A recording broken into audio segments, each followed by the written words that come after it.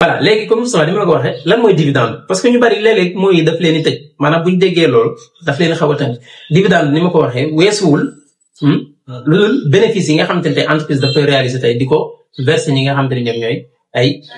investisseurs. loolu la mooy taw muy dox wala. taw muy dox voilà dama lay jox exemple ku mel ne Warren Buffett pour ñi nga xamante ne xam ko entreprise li ñu koy waxee te investisseur bu mag a mag la. kooku mi ngi commencé investir bi muy am 11 ans fukki at ak benn. waaw tey Apple bi nga xamante ne tey xam nga ko muy iPhone. Coca-Cola donc ak yeneen entreprise yu mag yoo xamante ne Bank of America donc yooyu yëpp dafa am ay action te pourtant xëyut ci entreprise ba gontuwu ko mi ngi toog këram te pourtant li muy jot par dividende moom moo gën a moo ëpp fuuf li ñuy fay ki nga xamante ne moom mooy DG wu Coca-Cola par exemple ci at voilà ci at mi laa wax foofu moo parce ci at mi li mu jot ci benn dividende ci Coca-Cola boobu nag moo ëpp fuuf donc loolu investissement donc moo la ko mën a may borom xaalis yëpp c'est la même chose la ñuy def moo xam ci immobilier moo xam ci wàllum action donc kon dividende ni ma la ko waxee kon mooy loolu bénéfice yi nga xam ne entreprise da koy réaliser di ko verser ñi nga xam te ni tey moom ñoom ñooy actionnaires yi moo xam par 3 mois la trimestriel la par semestre la maanaam par 6 mois wala li nga xam te moom mooy par at loolu entreprise bu nekk ak li nga koy définir rek bu ñu ñëwee ci MLC comme ni ma la ko waxee MLC benn entreprise la entreprise russe la entreprise la aussi boo xam te ni tey ci comme moom ki nga xam te ni moom mooy CEO mooy Ivan Saltanov parce que day baax entreprise bu mu mën di doon nga xam ñun ñooy les fondateurs domaine bi muy dox ak lan la mën a apporter est-ce que domaine promoteur la loo xamante ne à l'avenir mën na jur dara bien sûr loolu lépp mën nañ jàpp ne am na ci MLC donc mi ngi basé à Dubaï bien sûr dañ ko enregistré ci ay juridictions yu bokkul voilà enregistré comme Dubaï lu mel ne Grande-Bretagne Inde ak fi nga xamante ni moom mooy Chine muy usine de production bi lan moo tax soit boobu noonu par exemple parce que main d'œuvre foofu production foofu la gën a yombee donc da ngay gis ne kon stratégie yooyu yëpp nga xamante ni tey ki nga xamante ni tey moom moo am entreprise bi loolu la def voilà entreprise bi nag bu ñu waxee MLC lan lay teg mooy My Life Control voilà léegi MLC boobu noonu ci lan lay dox domaine ban la nekk loolu tamit da ngay soxla nga xam ko ni ki fu muy dugal xaalisam entreprise bi nga xamante ni tey maa ngi ciy investir ci lan lay yëngutu exactement da nga ko war a xam donc domaine bi muy yëngu moom la ñuy wax medtech mooy médecine et la technologie voilà donc di développer benn appareil boo xam ne ñu ngi ko tuddee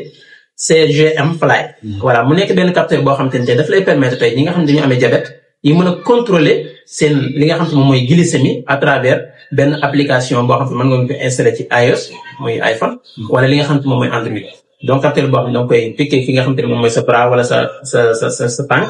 pour mën a def contrôle boobu noonu voilà mu nekk marché boo xam te ne tey marché bu promoteur boo xam te ne tey études yi li mu wane mooy at yii di ñëw maanaam day gën a yokk bu baax a baax a baax marché la boo xam ne marché bu milliards la bien sûr am na ay entreprises yu nekk mais bëreegul voilà donc marché boo xam ne maanaam croissance bi mën nañu wax ne par plus de 30% yoo xam te ne tey daf koy def par li nga xam te moom mooy par at voilà kon mu nekk marché boo xam te marché bu yaatoo yaatu la kon xam nga moom MLC xam nga ki nga xam te moom mooy fondateur bi xam nga ci li muy dox domaine boobu aussi nekk domaine bu promoteur comme ni la ko waxee boo xam te tey mën na jural lu bari ñi nga xam ne ñoom ñooy investisseur kon loolu moom mooy MLC. macha allah loolu am na solo trop li mu wax ci wàllum investissement ba tey li may ñëwaat leeral ko tuuti rek mooy affaire actionnariat nekkul lu bees. bien sûr donc képp koo xamante si nii ñëw na. di leen présenter projet. léegi moteur de recherche yi bari na. fi nga mën a amee information bari na. ñoom ChatGPT ñoo ngi fi. mën nga dem Google nga def say recherche mën nga dem ba xam ci loo xamante si nii. moom mi ñëw di la ko présenter sax xamu ko ci. donc kon. toll nañ jamono boo xamante ni 21e siècle kenn mënut a nax kenn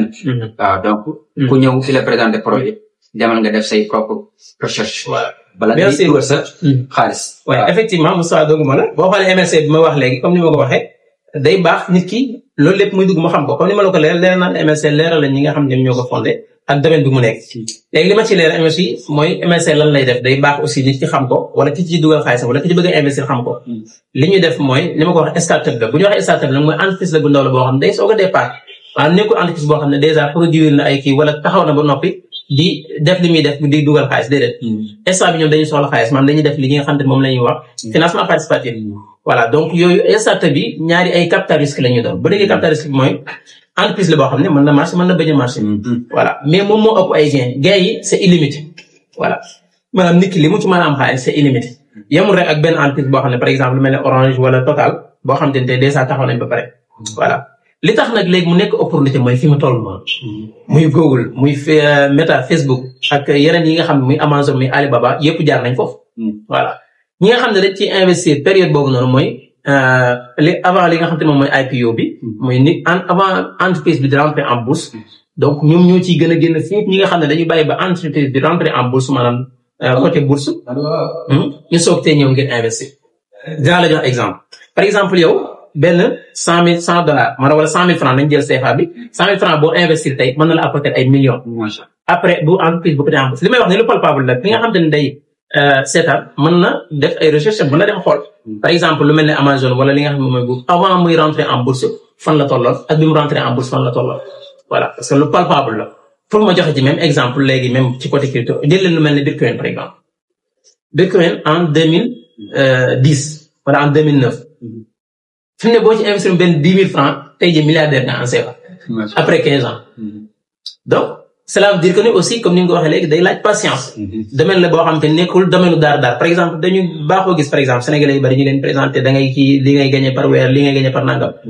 mais ma leen wax ne domaine u actionnariat nekkul lu gaaw ku ci bëgg a gis sa bopp aussi da nga am patience voilà surtout boo gagné bëggee gagné li ma ko waxee xaalis bi nga xam te moom moo ci nekk ni ma ko waxee noonu exemple yu ma ci joxe voilà après 10 ans après 15 ans lim la mën a apporter kenn xamul nu toll c'est illimité voilà amul limite voilà mais nag nit ki day xam ne aussi capital risque la comme ni nga xam te ni moom mooy baykat bi li muy def mooy tey bu nawet jotee mu semence bi li mu war a def xool suuf si ndax baax na xool jiw bi muy def aussi ndax baax na léegi après loolu mu war a def noonu en tant que nit da koy def ba pare léegi nag taw bi nawet bi baax na wala baaxul loolu nekkul ci ay loxoom mais en tant que doomu aadama li mu war a def na ko mais aussi loolu est-ce que daf koy pousser mu ne du bay déedéet voilà mais day bay parce que bu nawet bi baaxee aussi loolu nan la ko mën a apporter donc cela veut dire que ni saa su ne dañuy positif poser question bi si ça marche lan la ma mën a apporter voilà mais si ça ne marche pas lan la lay xaj est-ce que Moussa Ba bu tey pétrole benn 300 000 wala nangam da ko cee du non voilà donc mais imagine tey par exemple ñu ko wax benn 10 000 francs bu ñu la waxee 10 000 francs mën na la def milliardaire tey après 15 ans donc yow bien sûr Moussa Ba kon soit bi ngay def mooy dugaloon 10 000 francs moo ma gënaloon fuuf que ma toog tey ñu ma koy nettal parce que 10 000 francs yi nga perte ko perte nga lu ëpp loolu terrain voilà donc c'est un peu ça wàllu actionnariat aussi noonu la kon day laaj patience day laaj aussi li nga xam te ne moom mooy courage aussi pour mën a yëkkati xaalisam ni ki investir aussi loolu lay def xam ne ñëpp ñi nga xam te ni intéressé na leen mën nañ ci devenir actionnaire wala corps propriétaire bi ñu ko mën a tuddee investir seen xaalis moment bii nii parce que fi la opportunité bi ëppee côté gul en bourse soreegul nit ki mën na ci am ay part yu bari te li ci am solo mooy li nga xam te ne moom mooy modalité wu kii bari na nit ki mën na ko fay cash mën na am possibilité li nga xam te ne di ko def par moratoire donc yooyu yëpp ay opportunité la yoo xam ne nit ki mën na ko saisir baax a baax. kon xam naa dañ koy yemale foofu rek Modou Mokhtar. dañ ñaan li du ci nag yi xajul ci cin li. waaw am na solo trop. donc kon li ma leen wax mooy. ngeen dem activer seen ay pacte. dem leen ngeen activer pacte yi. en tout cas vietnamien yi moom ñooy bëgg a jeexal pag yi daal waaw ay pag $20,000 la ñuy jënd ay $15,000 di ko fay cash alors donc kon yow bu ragal perte sa $1,000 voilà waaw moment bi ngay posé wu question naan lii ay arnaque la nangam donc gis koy jël lii yëkkati $20,000 donc ay millions di ko xaaramal la banque parce que africain yi preuve la bëgg xaaramal la africain moom preuve la bëgg waaw xaaral vietnamien yi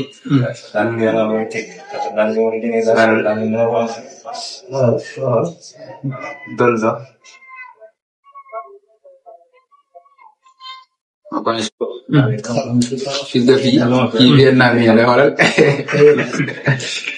gis nga dafa activé waaw $20,000 waaw